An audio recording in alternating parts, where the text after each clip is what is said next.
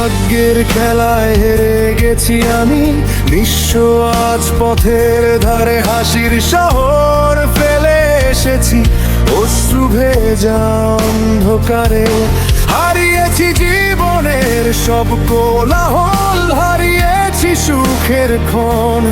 এটাই কি ছিল আমার জন্য লেখা কোনো কঠিন বিধান?